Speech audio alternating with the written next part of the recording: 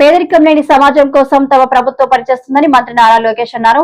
TDP కేంద్ర కార్యాలయంలో parliamentary కమిటీల శిక్షణ తరగతుల్లో ఆయన మాట్లాడారు. మాట తప్పడం మడమ తిప్పడం టీడీపీ రక్తంలోనే లేదని చెప్పారు. పార్టీని అందరికీ అధినాయకత్వం. చంద్రబాబు సేనాధిపతి, మనమంతా ఆయన సైనికులం. చిరంజీవి గారు ఆయన పరిచయం చేస్తూ ఎప్పుడు నవ్వుతూనే ఉంటారు అని చెప్పారు. ఎన్నికల ముందల నేను ఉత్తరాంధ్ర శంకారావం కార్యక్రమం చేసేదానికి వచ్చినప్పుడు గాజువాక నియోజకవర్గానికి వెళ్ళా. ఆ నియోజకవర్గానికి వెళ్ళి అన్నగారితో కార్యకర్తలు సమావేశం అయిన తర్వాత అన్నగారితో కూర్చుని అన్న మీరు అందరు మాకు ఒకటి నేర్పించాలన్న. ఏంటది అన్నాడు. ఎప్పుడు నవ్వుతూ ఎలా ఉంటారు మీరు అని అడిగారు. ఎన్ని కష్టాలు వచ్చినా నవ్వుతూ ఉంటారు, ఎవరు ఎన్ని ఇబ్బందులు పెట్టినా నవ్వుతూనే ఉంటారు, చివరికి మేము మిమ్మల్ని గట్టిగా ప్రశ్నించినా నవ్వుతూనే సమాధానం చెప్తారు. ఆ నవ్వు ఇక్కడ ఉన్న 1000 మంది మనందరం నేర్చుకోవాలని ఈ సభాముగా తెలియజేస్తున్నా. మన అధ్యక్షులే ఒక ఉదాహరణ. ఒక డివిజన్ అధ్యక్షుడి దగ్గర నుంచి ఈరోజు మనందరికీ రాష్ట్ర పార్టీ అధ్యక్షుడిగా దశ నిర్దేశన ఇస్తున్నారు. ఇది మన పార్టీ గొప్పతనం.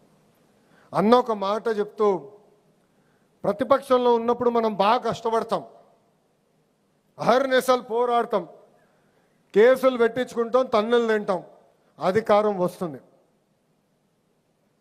దాని తర్వాత మనకు ఒక జబ్బు వస్తుందండి.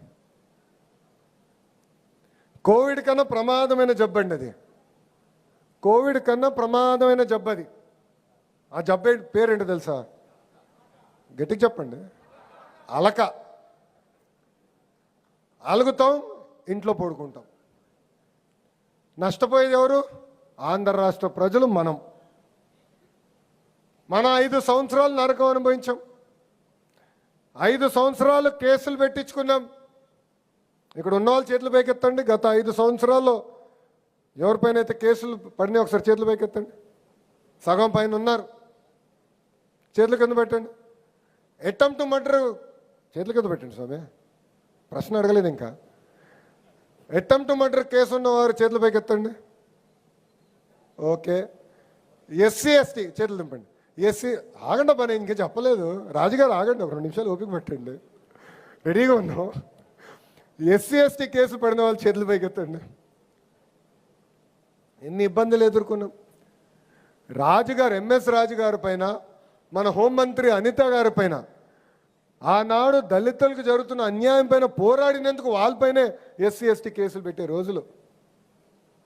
ఎంత అన్యాయం చూడండి. అంటే అలక వల్ల మనం ఎంత నష్టపోతామో మనందరూ ఒక్కసారి గుర్తుపెట్టుకోవాలి. సో అలిగేదానికి లేదు.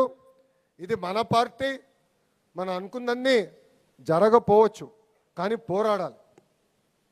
నేను ఇప్పుడు కూడా పోరాడతాను. పెద్దలు తెలుసు పల్లా గారికి, అహర్నిశలు పార్టీలో పోరాడతా, మార్పు తీసుకొచ్చడానికి పోరాడతా. నేను ఏది వదిలిపెట్టాను. అట్లనే మీరు మాట్లాడాలి, 4 గోడల మధ్యలో డిస్కషన్ జరగాలి. బయటికి వెళ్ళినప్పుడు ఒకే నినాదం పైన ఉండాలి, అది జై తెలుగుదేశం, చంద్రబాబు నాయుడు గారి నాయకత్వం వర్ధిల్లాలి. మనం చూసాం గుజరాత్లో 30 ఏళ్ళు ఒకే ప్రభుత్వం నడుస్తుంది, మధ్యప్రదేశ్లో ఒకే ప్రభుత్వం నడుస్తుంది, ఒరిస్సాలో కూడా మొన్నటి వరకు ఒకే ప్రభుత్వం నడిచింది. ఎంత అద్భుతంగా అభివృద్ధి చేసుకుని వాళ్ళు ముందరికి వెళ్తున్నారు. ఇది నాకు అన్న సమానమైన పవనన్న కూడా పదే చెప్తున్నారు.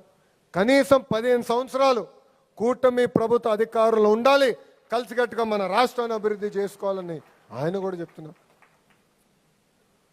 కలిసికట్టుగా 3 పార్టీలు మనందరం ముందరికి వెళ్ళాలని ఈ సభాముఖంగా కోరుతున్నాం. కూటమి అన్నప్పుడు 3 పార్టీల కలయిక. తెలుగుదేశం పార్టీ ఉంది, జనసేన పార్టీ ఉంది, భారతీయ జనతా పార్టీ ఉంది. ఈ కలయిక అన్నప్పుడు చిన్న సమస్యలు ఉంటాయి, విభేదాలు వస్తాయి, కాదని నేను అనట్లా. ఇంట్లో మేము 5గురం, చిన్న విభేదాలు మాకు ఉంటాయండి, లేకుండా పోవు. కానీ పెద్దరికంగా బాధ్యత చంద్రబాబు నాయుడు గారు తీసుకుని అందరినీ కూర్చోబెట్టి సమస్యను పరిష్కరిస్తారు. మళ్ళీ నిర్ణయం తీసుకుంటే ఆ ఇంట్లో కూడా మేము ఎవరో మాట్లాడం. అదేవిధంగా ఇక్కడున్న పార్లమెంట్ పార్టీ అధ్యక్షులు ఉన్నారు, పార్లమెంట్ ప్రధాన కార్యదర్శులు ఉన్నారు. మీ పైన బాధ్యత ఉంది. కూటమిలో వస్తున్న చిన్న సమస్యలు విభేదాలు ఏమున్నా కూడా వాళ్ళ పార్టీ నాయకుల్ని పిలవాలి, కూర్చోబెట్టాలి, ఆ సమస్యలు మీరు పరిష్కరించాలి. మీరు చేయని అంటే మీతో కొన్ని సమస్యలు అన్నీ మీరు చేయలేకపోవచ్చు.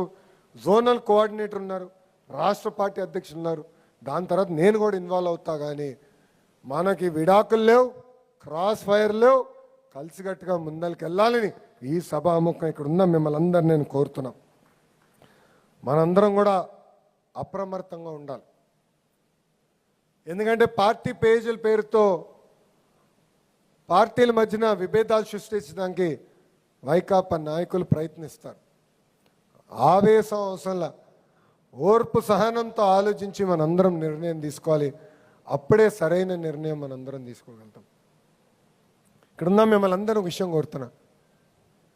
175 నియోజకవర్గాల నుంచి ఇక్కడ ప్రతినిధులు ఉన్నారు, పార్లమెంట్ కమిటీలో మీరందరూ ఉన్నారు. మీ నియోజకవర్గంలో ఏమైనా సమస్య ఉంటే కంపల్సరీగా గ్రామ పార్టీ అధ్యక్షుడి పైన బాధ్యత ఉంది, క్లస్టర్ యూనిట్ బూత్ పైన బాధ్యత ఉంది, మండల పార్టీ అధ్యక్షుల పైన బాధ్యత ఉంది, నియోజకవర్గంలో ఎమ్మెల్యే కానీ ఇన్ఛార్జ్ పైన బాధ్యత ఉంది. వాళ్ళతో అవ్వకపోతే పార్లమెంట్ పార్టీ అధ్యక్షుల పైన బాధ్యత ఉంది. వాళ్ళు సమస్యలు పరిష్కరించాలి. నేను మీకోసం పనిచేసానికి సిద్ధంగా ఉన్నా, చేయను నేను అనట్లా. కానీ ఈ మధ్య నేను ఒక కొత్త ట్రెండ్ కనపడుతుంది. వ్యవస్థలో పనిచేస్తాం మానేసి వ్యక్తుల పైన ఆధారపడుతున్నాం. దానివల్ల నష్టపోతుంది మన పార్టీ.